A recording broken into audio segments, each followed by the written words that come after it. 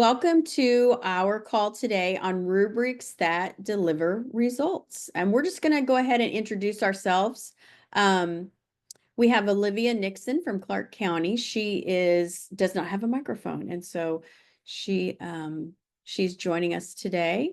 I'm Sue Herrera. I'm the Director of Instructional Development at Step Up, and I am in charge of all of our writing modules. I'm Jessica Gray, and I'm the lead literacy consultant for Step Up. Hello, my name is Sarah Rail, and I'm a trainer and consultant with Step Up. All right. Well, thank you for being here. I'll keep watching to see if anyone else joins, but as we're recording this, just know that it will be available for viewing at a later time. We're going to start with our writing standards, just making sure we understand how DESE has put these standards together for us, right? We always start with the genre. Teachers always think about what kids will be writing. Is it a narrative? Is it expository? Is it opinion? Is it a research sort of writing? And a lot of our resources tend to stick to these genre categories. And as kids get older, 6th through 11th grade, we see that the state wants them to maybe blend some of those together. Maybe we're going to write with a narrative lens, but we're going to bring in some information and some persuasive or opinion using some research. But for elementary, we tend to stick just in these genres in a single modality. An offshoot of the genres is the process of writing, which back in the day, I taught a long time ago. It was really the process of writing, and writer's workshop was the way you did it. You didn't do a mini lesson. We did all the pre-writing. We did a rough draft where we got the red pen or the green pen and we were revising and editing. And then we had kids, take that rough draft and do a final copy and publish. And then woven throughout all of that within the standard language, we still find the 6 traits of writing. We talk about organization, beginning, middle, and end, purposeful paragraphing. Is there an exciting beginning? Are there transitions? And then we talk about ideas, which really relates to main idea, right? When we're reading, are we writing to one topic? Or do we have details to support that idea? Are we elaborating? And then word choice. What's the vocabulary? Are there content-specific words that students are using? Are they redundant in the way that they are writing? And then does their voice shine through? Does the personality of the writer shine through? And are they meeting the purpose of the prompt? That's your traits of voice.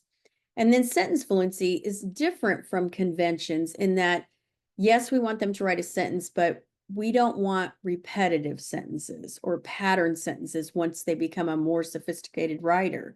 And so we want them to vary the way they start a sentence and vary the length of the sentence and maybe use more compound or complex sentences. And then conventions is really where we live as teachers when it comes to kindergarten, 1st grade, as we're just trying to make sure that they understand the mechanics of all things writing. And so some of our writing standards actually blend into language standards as well when we're looking at capitalization, punctuation, grammar usage, all the things. And then handwriting, obviously, as kids are developing in kindergarten, 1st grade. So really having a clear understanding of the writing standards and a picture of what a proficient writer looks like at your grade level is super important. And we're going to tie that together with rubrics here in just a moment. So I'm going to use this little graphic here just to say this all blends together, right? We just talked about writing standards, but just knowing the writing standards isn't enough. We have to know how we're going to score writing, and that's where your rubrics come in.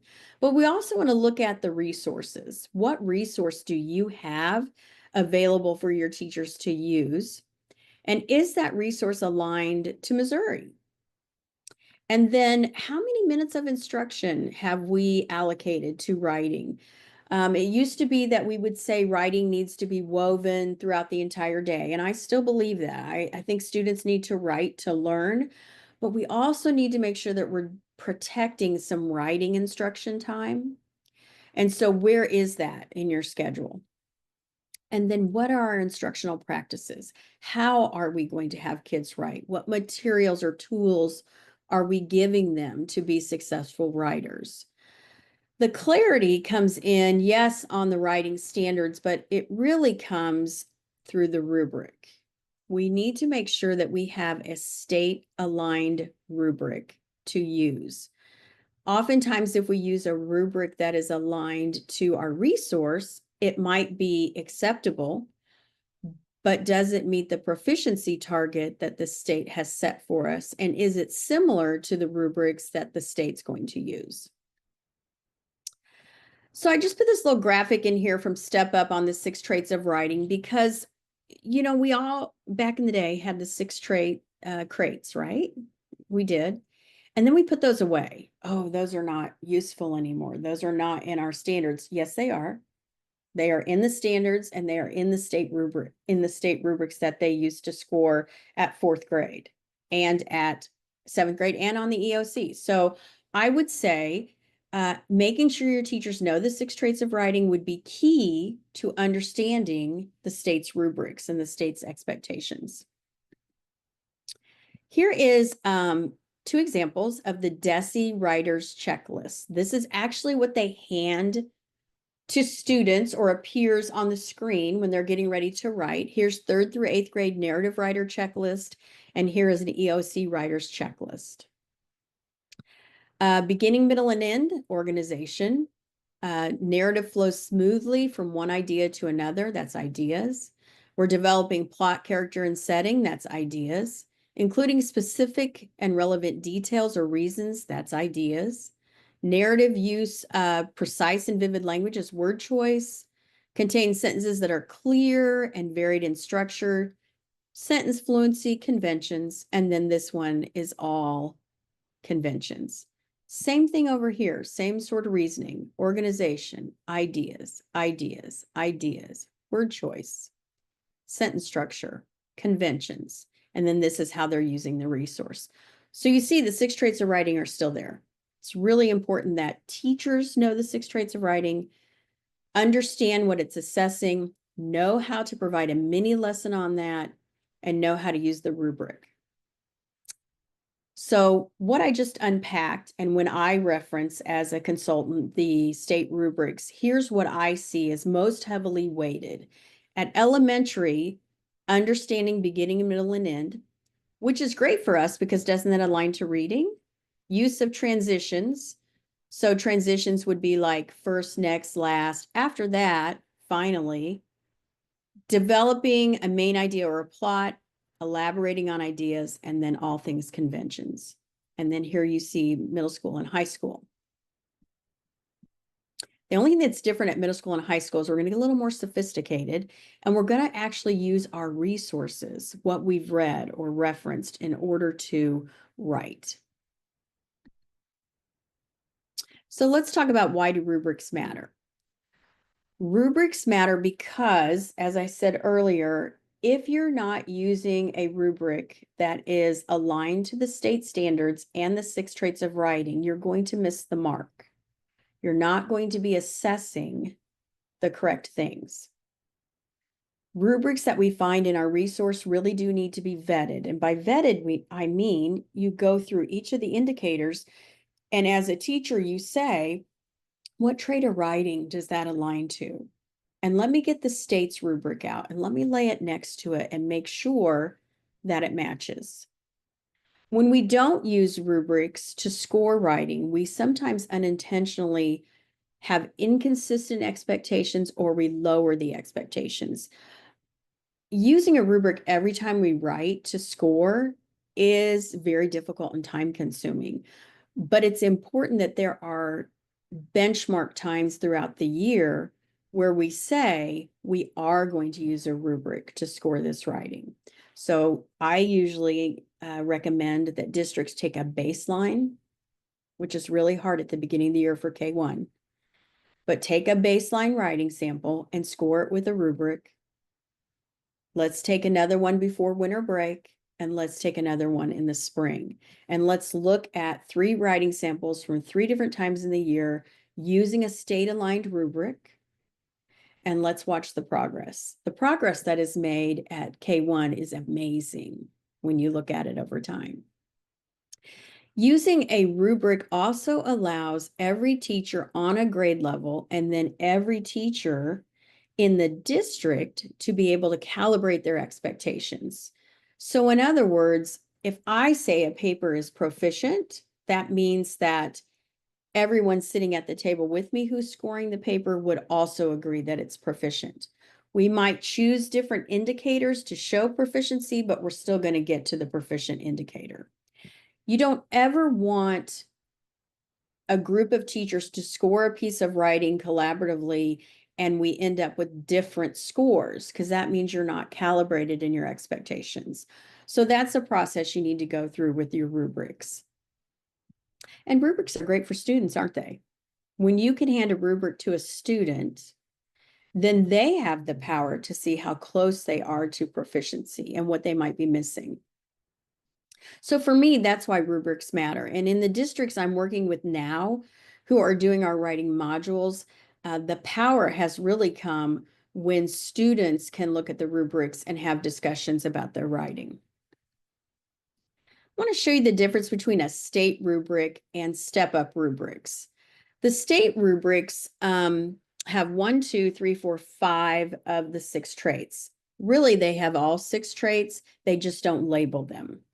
So they've combined organization and purpose, development and elaboration, and convention. So essentially, we're kind of hiding the 6 traits, but the language of 6 traits is in here, right?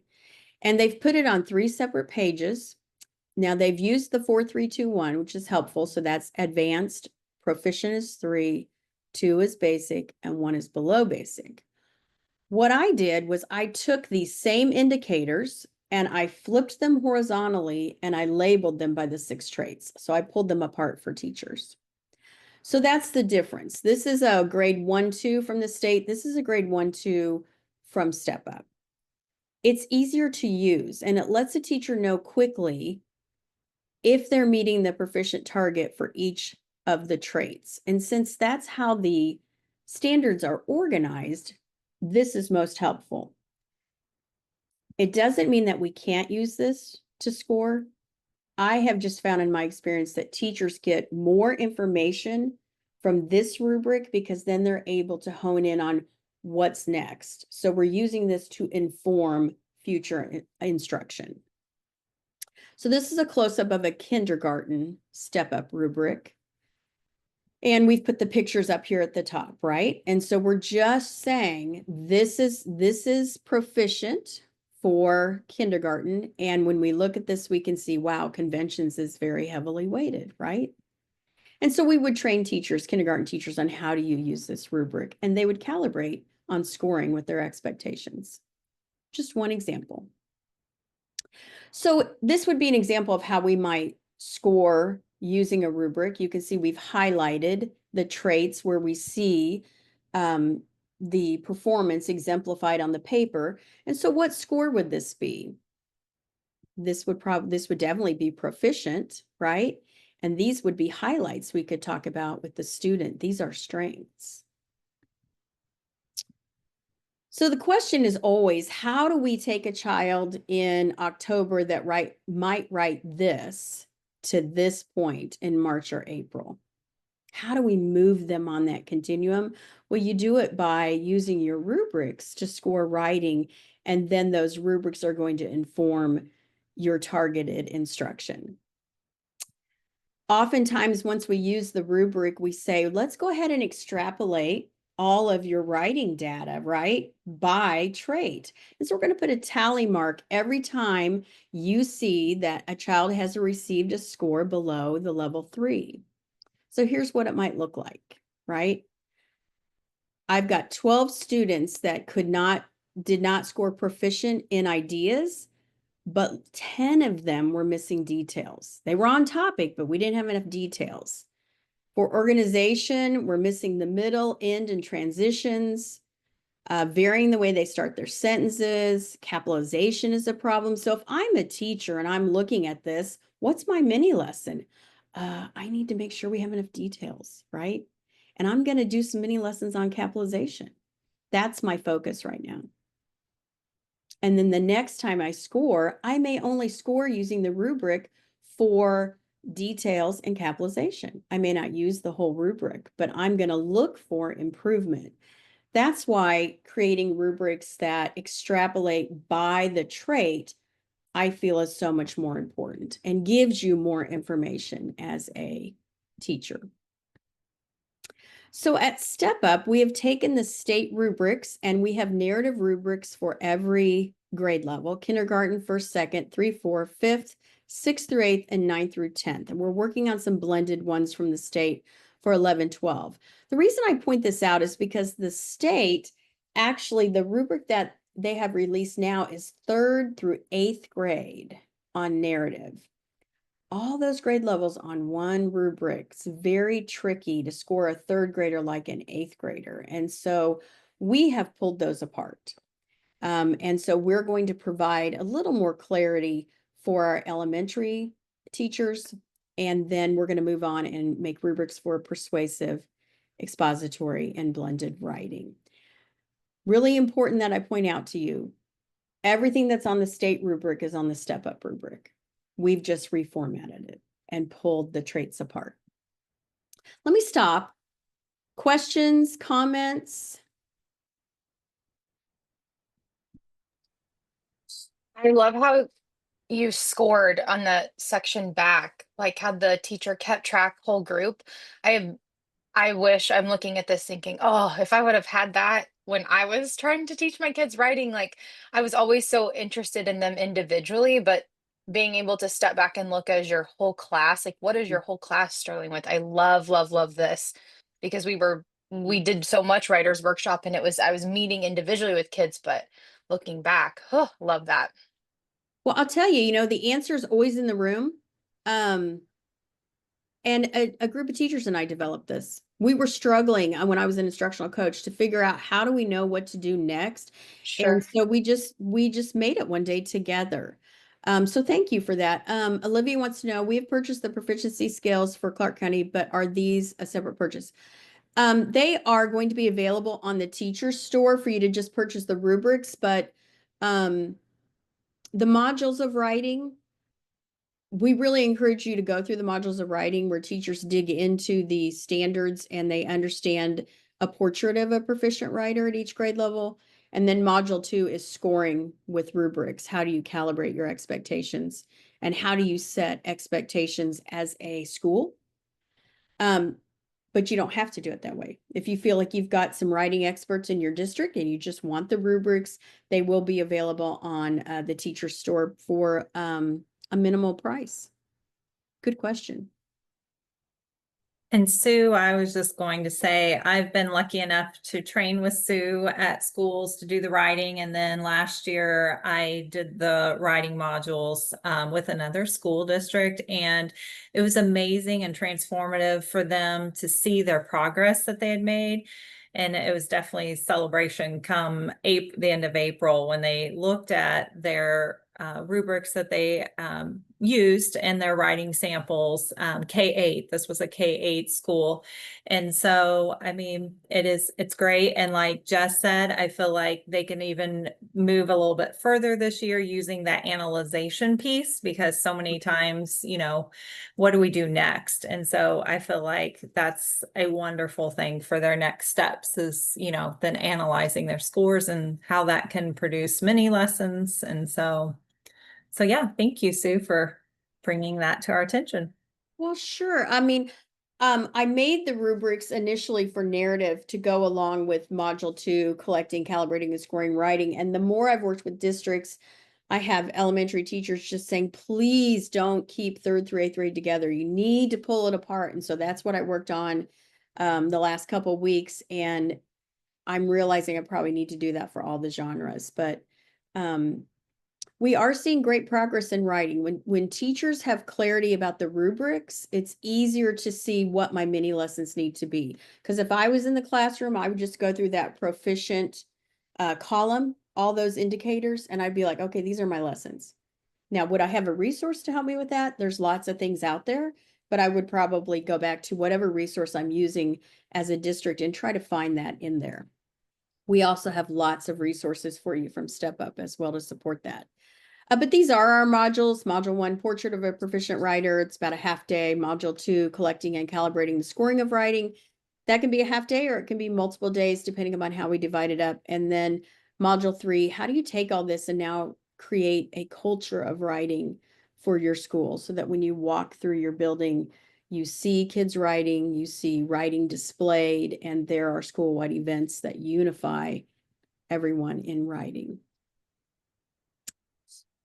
So what we have coming up, what else is new for Step Up is we have some virtual cohorts that people can join because everyone's busy. It's hard to be in person anywhere. We have our Reading Success Plan virtual cohort by our own Jessica Gray. And then we have AI, Classroom Copilot, AI tools to teach, support learning, and save time. And then I'm going to do one on leadership called Empower Ed. And we're going to have 6 sessions where we talk about how do you make a intentional professional development plan? How do you build capacity in your teachers? How do you have difficult conversations and all things that leaders want to talk about and collaborate about? And those are all available on our Step Up website. I can click this. And that's me, but we don't have to look at me. We can look at all of them. And so this is where you would sign up and get more information about it on our Step Up webpage. Sue, will you stay there though and show how to get to the teacher store? I sure Because will. I think some people may not know how to get there. Yes, I can do that. Let's see. Trying to move faces out of the way because I can't get to where I need to be. There we go. Teacher store. We are in the process of revamping the teacher store to make it more user-friendly and putting all of our early childhood items on here. But you can go through here and find all kinds of things. New for us is some editable templates, which we're excited about. But you would just go through here, like this is a writing one, research notes. You would just Google, there's beginning, middle, and end. You would Google writing, and there's even a writing bundle that you can get. So everything, some things are free on here, some things are very minimal. Is that good, Jess? Yeah. Okay. Well, I would say, thank you for sure for being on today, Olivia, and hoping that you heard some information that will be helpful to bring clarity to teachers with writing. Anything else for the good of the cause, ladies? All right. Well, we're almost done with June and on to July, right? All right. Thank you very much.